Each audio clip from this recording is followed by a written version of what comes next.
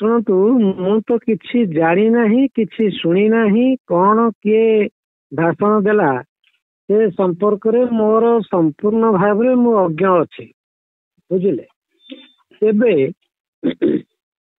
ମୁଁ ଶୁଣୁଥିଲି ଆଜି ଗୋଟେ କାର୍ଯ୍ୟକ୍ରମ ସେଠି ଅଛି ବୋଲି। ମୁଁ କିଏ କଣ କହିଲେ, କିଏ ଗଲେ ନାହିଁ, କଣ ସେ ସମ୍ପର୍କରେ ମୁଁ ସମ୍ପୂର୍ଣ୍ଣ ଭାବରେ ଅନ୍ଧାରରେ। କିନ୍ତୁ ଚାବି ଦବା, ଚାବି ନବା ପ୍ରସଙ୍ଗରେ ମତେ ଯୋଡ଼ିବା ଏବଂ କିଏ କୋଉ ପ୍ରକାରର ଆକ୍ଷେପ କରିବା ରୁ ମତେ ଅନୁଭବ ହଉଛି ପାଖାପାଖି ବର୍ଷେ ଛୁଇଁବ ମୋର ବିଜୁ ଜନତା ଦଳ ଛାଡିବା ପାଇଁ, କି ଛୁଇଁନି ଯଦିଓ ଆଉ ଅଳ୍ପ ସମୟ ଅଛି। ତ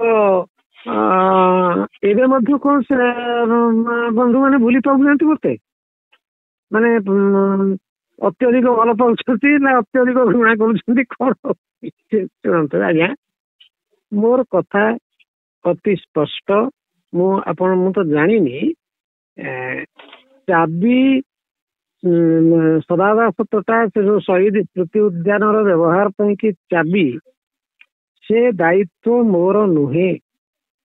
ସେଇଟା ହେଉଛି ମାଧବ ଟେମ୍ପୁଲ ଟ୍ରଷ୍ଟର ପ୍ରପର୍ଟି ଏବଂ ବର୍ତ୍ତମାନ ଟେମ୍ପୁଲ ଟ୍ରଷ୍ଟର ପ୍ରେସିଡେଣ୍ଟ ହେଉଛନ୍ତି ସବ୍ କଲେକ୍ଟର। ଲୋକାଲ ଆରେଞ୍ଜମେଣ୍ଟରେ ଅବଶ୍ୟ ସେମାନେ ତହସିଲଦାର ଆର୍ଆଇଙ୍କ ଜରିଆରେ ଏବଂ ସ୍ଥାନୀୟ କିଛି କମିଟି ମେମ୍ବର୍ସଙ୍କ ଜରିଆରେ ସେଇଟାକୁ ବୁଝାମଣା କରୁଛନ୍ତି। ତାହା ଏକ ସର୍ବସାଧାରଣ ସମ୍ପତ୍ତି ଏବଂ ପ୍ରତ୍ୟେକଙ୍କର ସେଠି କାର୍ଯ୍ୟକ୍ରମ କରିବାର ସୁଯୋଗ ଦିଆଯିବା ଉଚିତ ସେଠିକି।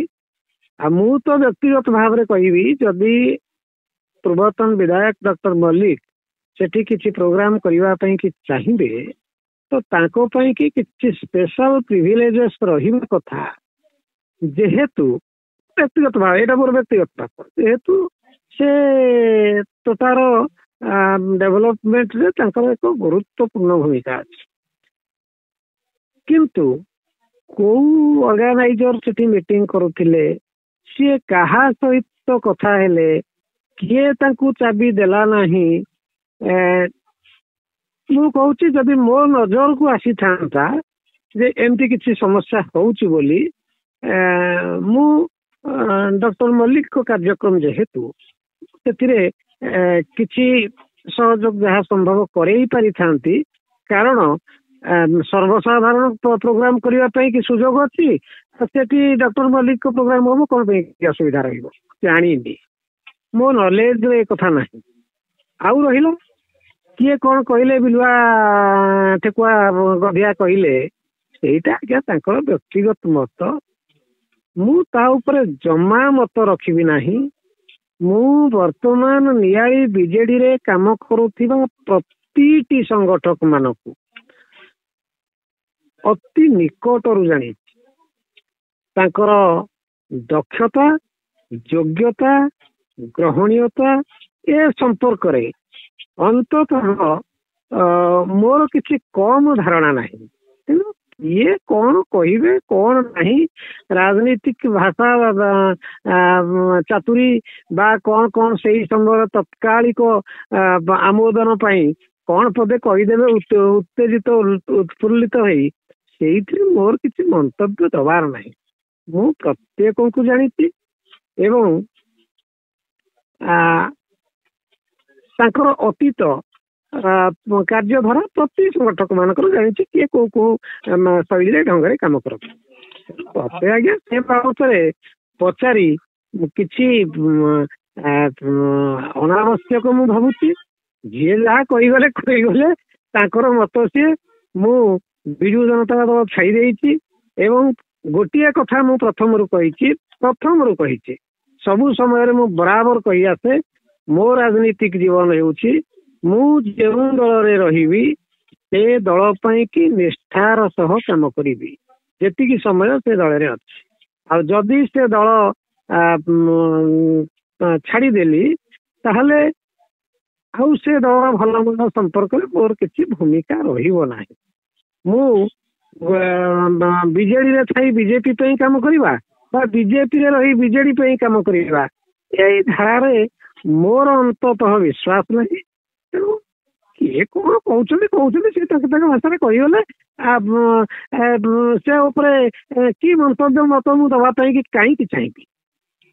ତାପରେ ଆଉ ଗୋଟେ କଥା ହେଲା, ଯୋଉ ପୂର୍ବତନ ବିଧାୟକ ଗୋଟେ ପ୍ରଶ୍ନ ଆମକୁ କରିଛନ୍ତି, ପର୍ସନାଲି ମତେ କରିଛନ୍ତି ଯେ ସେ ସଦା ଦାସ ତୋଟା କାହିଁକି ଅବହେଳିତ ହେଇକି ପଡିଛି, ଆଉ ସେ ଲୋକକୁ ପଚରା ଯାଉ ଯୋଉ ଲୋକ ଦାୟିତ୍ୱରେ ଥିଲେ ଆଉ ବର୍ତ୍ତମାନ ସେ ଆମ ଦଳ ଛାଡି ଦେଇଛନ୍ତି, କଣ କାହିଁକି ଅବହେଳା କରାହଉଛି, କାହିଁକି ଅବହେଳିତ ହେଇକି ପଡିଛି, କାହିଁକି ଲୋକ ବର୍ତ୍ତମାନ ତାକୁ ଶ୍ରୀହୀନ ବୋଲି କହୁଛନ୍ତି।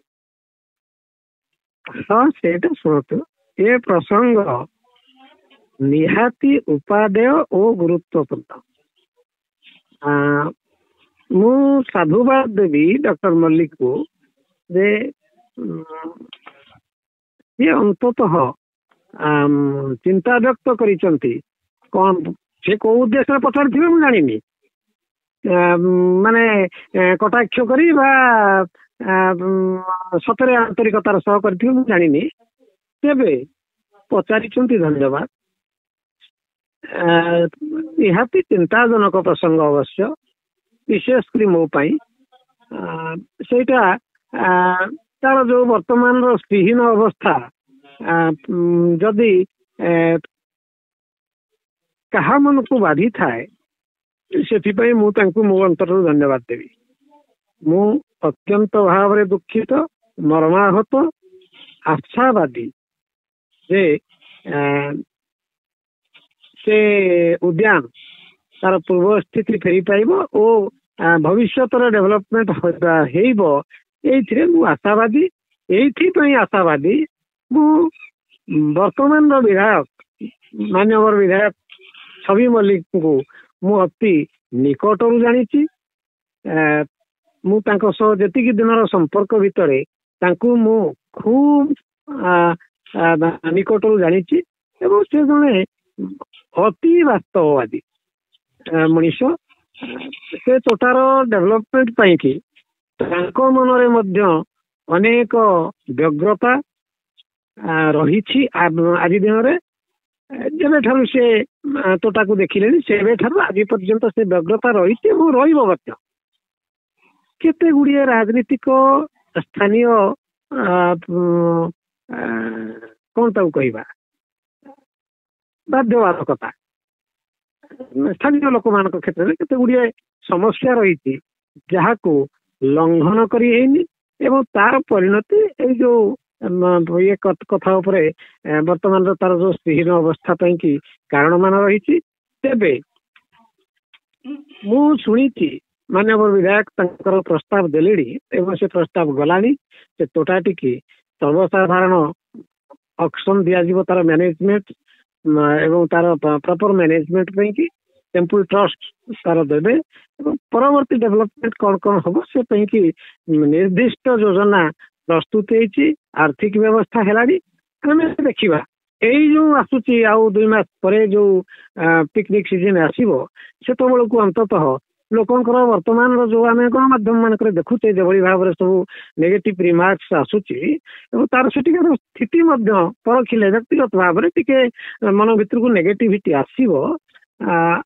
ଭାବୁଛି ମୁଁ ତ ଆଶାରେ ବଞ୍ଚେ, ଆଶାବାଦୀ, ସମ୍ପୂର୍ଣ୍ଣ ଭାବରେ ଭରସା ଅଛି ସେ ଉଦ୍ୟାନ ଯୋଉ ଉଦ୍ଦେଶ୍ୟରେ କରାଯାଇଥିଲା ସେ ଉଦ୍ଦେଶ୍ୟ ତାର ସାଧିତ ହେବ, ମୋର ଏଥିରେ ଭରସା ଅଛି। ଆଜି ପର୍ଯ୍ୟନ୍ତ ରାଜନୀତି ଆରମ୍ଭ କରିବା ଦିନ ଠାରୁ ଆଜି ପର୍ଯ୍ୟନ୍ତ କୌଣସି ସଂଗଠକ ମାନଙ୍କ ସହିତ ମୋର ବ୍ୟକ୍ତିଗତ ଶତ୍ରୁତା ନାହିଁ, ମତଭେଦ ନାହିଁ। ହଁ ମତଭେଦ ଥାଇପାରେ କିନ୍ତୁ ଶତ୍ରୁତା ନାହିଁ। କୌଣସି ଦଳୀୟ ମୁଁ ମୋ ମତେ ବିଚାର କରେ କଣ ଏମିତି କି ବିଜେଡି ହଉ ବିଜେପି ହଉ କଂଗ୍ରେସ ହଉ ଯେତେ ରାଜନୈତିକ ଦଳର ସଂଗଠକ ମାନଙ୍କ ସହ ବ୍ୟକ୍ତିଗତ ଭାବରେ ଭଲ ସମ୍ପର୍କ ରଖି କାର୍ଯ୍ୟ କରିବାରେ ମୁଁ ବିଶ୍ୱାସୀ। ଯେଉଁମାନେ ମତେ ଆକ୍ଷେପ କରୁଛନ୍ତି ବୋଲି ବେଳେ ବେଳେ ମୋ କାନରେ ପଡେ। ମୁଁ ଲକ୍ଷ୍ୟ କରିଛି, ମୁଁ ବିଜୁ ଜନତା ଦଳରେ କାମ କଲା ବେଳେ ମଧ୍ୟ ସେଇମାନଙ୍କ ସହ ମୋର ଯଦିଓ କିଛି ଖରାପ ଭାବନା ନଥିଲା, ମୁଁ ସେତେବେଳେ ମଧ୍ୟ ସେ ଦିଗରୁ ମୋର ଉପସ୍ଥିତି ମଧ୍ୟ କିଛି ସଂଗଠକ ମାନଙ୍କୁ କଷ୍ଟ ଦଉଥିଲା। ଆଜି ମୋ ଅନୁପସ୍ଥିତି ବି କଷ୍ଟ ଦଉଛି। ତେଣୁ ମୁଁ ଅନୁରୋଧ ରଖିବି ସମସ୍ତଙ୍କୁ, ସମସ୍ତେ ଟିକେ ଖୁସିରେ ପ୍ରେମରେ ସଂଗଠନ କାମ କରନ୍ତୁ।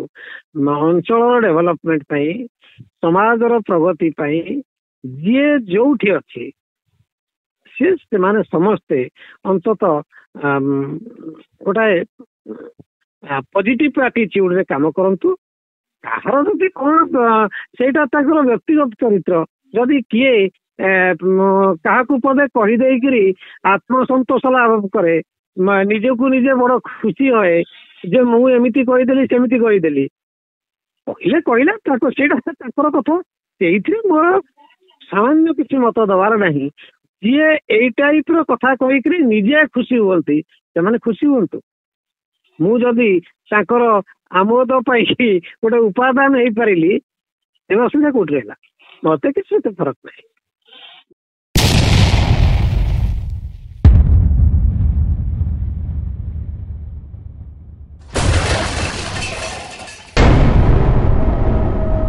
NK Media, most trusted social media.